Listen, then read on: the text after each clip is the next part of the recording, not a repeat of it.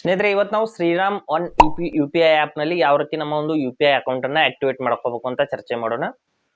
ಅಲ್ಲಿ ನಾವು scan pay ಮಾಡಬಹುದು, ಅಮೌಂಟ್ ಅನ್ನು ಟ್ರಾನ್ಸ್ಫರ್ ಮಾಡೋದು, ರಿಚಾರ್ಜ್ ಅಂಡ್ ಬಿಲ್ ಪೇಮೆಂಟ್ ಮಾಡಬಹುದು, ಇನ್ಯಾವುದೇ ಎಫ್ ಡಿ ಇರಬಹುದು, ಇನ್ಯಾವುದೇ ಫೈನಾನ್ಷಿಯಲ್ ಸರ್ವಿಸ್ಗಳು ತುಂಬಾ ಒಂದು ಬೇರೆ ಬೇರೆ ರೀತಿಯಲ್ಲಿ ನಮಗೆ ನೋಡೋದಕ್ಕೆ ಸಿಗುತ್ತೆ.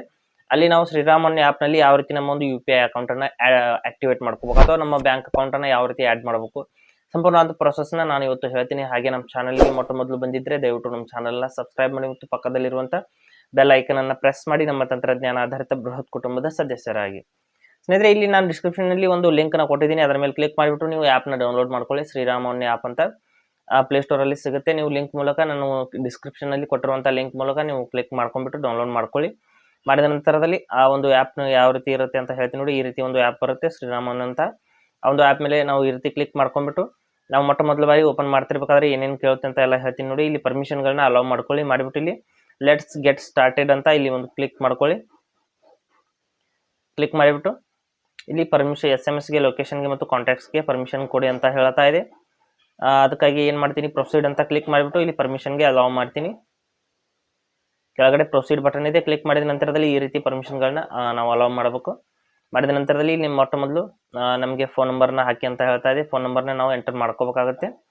ಇಲ್ಲಿ ಗೂಗಲ್ ಕಡೆಯಿಂದ ಇದು ಆಟೋಮೆಟಿಕ್ ಆಗಿ ತಗೊಂಡಿದೆ. ಇಲ್ಲಾಂದ್ರೆ ನೀವು ಫೋನ್ ನಂಬರ್ನ ಎಂಟರ್ ಮಾಡಿಬಿಟ್ಟು ಕೆಳಗಡೆ ಕಂಟಿನ್ಯೂ ಅಂತ ಒಂದು ಆಪ್ಷನ್ ಇದೆ, ಅದ್ರ ಮೇಲೆ ಕ್ಲಿಕ್ ಮಾಡ್ಕೊಳ್ಳಿ.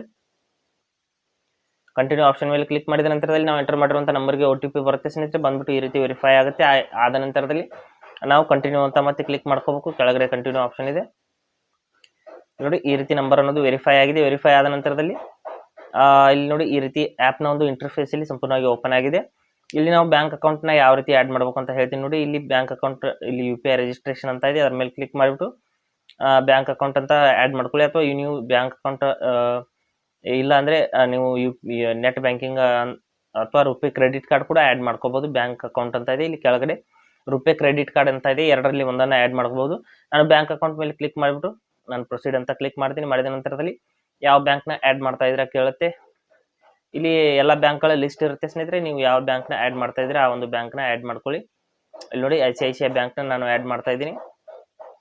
ನೀವು ಯಾವ ಒಂದು ಬ್ಯಾಂಕ್ನ ಯೂಸ್ ಮಾಡ್ತಾ ಇದ್ರೆ ಆ ಒಂದು ಬ್ಯಾಂಕ್ ಮೇಲೆ ಕ್ಲಿಕ್ ಮಾಡ್ಕೊಳ್ಳಿ. ಮಾಡಿದ ತಕ್ಷಣದಲ್ಲಿ ಇಲ್ಲಿ ಮತ್ತೆ ಪರ್ಮಿಷನ್ಗೆ ಅಲೌ ಕೇಳ್ತಾ ಇದೆ. ಕೇಳಿದ ನಂತರದಲ್ಲಿ ಇಲ್ಲಿ ಆಟೋಮೆಟಿಕ್ ಆಗಿ ನಮ್ಮ ಒಂದು ನಂಬರ್ ಅನ್ನೋದು ವೆರಿಫೈ ಆಗುತ್ತೆ.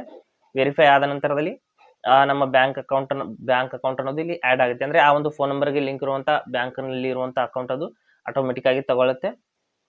ಇಲ್ಲಿ 55% ಈ ರೀತಿ ಈ ಒಂದು ಟೈಮಿಂಗ್ ಮುಗಿಯೋವರೆಗೆ ಸ್ವಲ್ಪ ವೇಟ್ ಮಾಡಬೇಕಾಗುತ್ತೆ. ನೋಡಿ, ಈ ರೀತಿ ವೆರಿಫೈ ಆಗ್ತಾ ಇದೆ, ಫೆಚಿಂಗ್ ಯುವರ್ ಬ್ಯಾಂಕ್ ಅಕೌಂಟ್ ಅಂತ.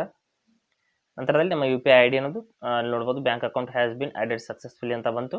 ಈ ರೀತಿ ನಾವು ಬ್ಯಾಂಕ್ ಅಕೌಂಟನ್ನು ಶ್ರೀರಾಮ್ ಒನ್ ಆ್ಯಪ್ನಲ್ಲಿ ಆ್ಯಡ್ ಮಾಡ್ಕೋಬಹುದು. ಈಗ ನಾವು ನನ್ನ ಒಂದು UPI ಅಕೌಂಟ್ ಆಲ್ರೆಡಿ ರಿಜಿಸ್ಟರ್ ಇದೆ ಸ್ನೇಹಿತರೆ, ಅದಕ್ಕಾಗಿ ಕ್ವಿಕ್ ಆಗಿ ಆ್ಯಡ್ ಆಯಿತು. ನೀವು ಎಲ್ಲೂ ಕೂಡ ನಿಮ್ಮ ಒಂದು ಅಕೌಂಟ್ ರಿಜಿಸ್ಟರ್ ಆಗಿಲ್ಲ ಅಂದರೆ ಇಲ್ಲಿ ಸ್ವಲ್ಪ ನಿಮ್ಮ ATM ಕಾರ್ಡ್ ಎಲ್ಲ ಡೀಟೇಲ್ಸ್ ಎಲ್ಲ ಹಾಕಿಬಿಟ್ಟು ಒಂದ್ಸಾರಿ ರಿಜಿಸ್ಟರ್ ಮಾಡ್ಕೋಬೇಕಾಗತ್ತೆ. ಅಂದರೆ ನಾನೀಗ ಆಲ್ರೆಡಿ ನಾನು ಬೇರೆ ಆ್ಯಪ್ಗಳಲ್ಲಿ ಫೋನ್ಪೇನಲ್ಲಿ ಇರ್ಬೋದು, ಗೂಗಲ್ ಪೇನಲ್ಲಿ ಇರ್ಬೋದು, ನಾನು ಆಲ್ರೆಡಿ UPIನ ರಿಜಿಸ್ಟರ್ ಮಾಡಿದ್ದೀನಿ. ಅದಕ್ಕಾಗಿ ಇಲ್ಲಿ ರಿಜಿಸ್ಟರ್ ಮಾಡುವಂಥ ಅವಶ್ಯಕತೆ ಬರಲಿಲ್ಲ. ಆಟೋಮೆಟಿಕ್ ಆಗಿ ಬ್ಯಾಂಕ್ ಅಕೌಂಟ್ ಆ್ಯಡ್ ಆಯಿತು. ಇಲ್ಲಿ ನೋಡಿ, ಈ ರೀತಿ ಸಂಪೂರ್ಣವಾಗಿ ಅಕೌಂಟ್ ಕ್ರಿಯೇಷನ್ ಅನ್ನೋದು ಸಂಪೂರ್ಣವಾಗಿ ಕಂಪ್ಲೀಟ್ ಆಗಿದೆ. ಆದ ನಂತರದಲ್ಲಿ ಮೇಲ್ಗಡೆ ಸ್ಕ್ಯಾನ್ ಆ್ಯಂಡ್ ಪೇ, ಆಮೇಲೆ ಪೇ ಮನಿ, ಹಿಂಗೆಲ್ಲ ಆಪ್ಷನ್ಸ್ಗಳು, ಬೇರೆ ಬೇರೆ ಆಪ್ಷನ್ಸ್ಗಳು ನೋಡೋದಕ್ಕೆ ಸಿಗುತ್ತೆ.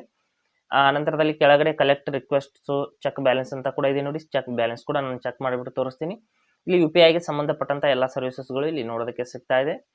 ಇಲ್ಲಿ ಬ್ಯಾಂಕ್ ಬ್ಯಾಲೆನ್ಸನ್ನು ಚೆಕ್ ಮಾಡಬೇಕು ಅಂದರೆ ಇಲ್ಲಿ ಚೆಕ್ ಬ್ಯಾಲೆನ್ಸ್ ಅಂತ ಕೆಳಗಡೆ ಆಪ್ಷನ್ ಇದೆ, ಅದ್ರ ಮೇಲೆ ಕ್ಲಿಕ್ ಮಾಡಿಬಿಟ್ಟು ನಾವು ಬ್ಯಾಂಕ್ ಬ್ಯಾಲೆನ್ಸ್ ಕೂಡ ಚೆಕ್ ಮಾಡ್ಕೋಬೋದು. ಇಲ್ಲಿ ನೋಡಿ, ಚೆಕ್ ಬ್ಯಾಲೆನ್ಸ್ ಮೇಲೆ ಕ್ಲಿಕ್ ಮಾಡಿದ ನಂತರದಲ್ಲಿ ಇಲ್ಲಿ ಚೆಕ್ ನಾವು ಅಂತ ಒಂದು ಆಪ್ಷನ್ ಬರುತ್ತೆ, ಅಲ್ಲಿ ಕ್ಲಿಕ್ ಮಾಡಿಬಿಟ್ಟು ನಮ್ಮ UPI ಪಿನ್ನನ್ನು ಹಾಕಬೇಕಾಗುತ್ತೆ. ಹಾಕಿಬಿಟ್ಟು ಇಲ್ಲಿ ನೋಡೋದು ಬ್ಯಾಲೆನ್ಸ್ ಅನ್ನೋದು ಈ ರೀತಿ ತೋರಿಸ್ತಾ ಇದೆ. ಈ ರೀತಿ ನಾವು ಶ್ರೀರಾಮ್ ಒನ್ ಆ್ಯಪ್ನಲ್ಲಿ UPI ಅಕೌಂಟನ್ನು ರಿಜಿಸ್ಟರ್ ಮಾಡ್ಕೋಬಹುದು. ಹಾಗೆ ಸ್ನೇಹಿತರೆ, ಕೊಟ್ಟಿರೋ ಮಾಹಿತಿ ಸಂಪೂರ್ಣ ಮತ್ತು ನಿರೂಪಣೆ ಮಾಡಿದೆ, ಶೈಲಿ ಉತ್ತಮ ಅಂತ ಅನಿಸಿದ್ರೆ ವಿಡಿಯೋನ ಲೈಕ್ ಮಾಡಿ ಮತ್ತು ನಿಮ್ಮ ಸ್ನೇಹಿತರಿಗೂ ಕೂಡ ಶೇರ್ ಮಾಡಿ. ಹಾಗೆ ಇದರ ಬಗ್ಗೆ ಸಮಸ್ಯೆಗಳು, ಡೌಟ್ಗಳು ಇದ್ದರೆ ಕಮೆಂಟಲ್ಲಿ ಅವಶ್ಯವಾಗಿ ತಿಳಿಸಿ. ಮುಂದಿನ ವಿಡಿಯೋದಲ್ಲಿ ಮತ್ತೊಂದು ಹೊಸ ವಿಷಯದೊಂದಿಗೆ ಇರ್ತೀನಿ, ಮುಂದೆ ಬರ್ತೀವಿ. ಎಲ್ಲರಿಗೂ ಟೇಕ್ ಕೇರ್.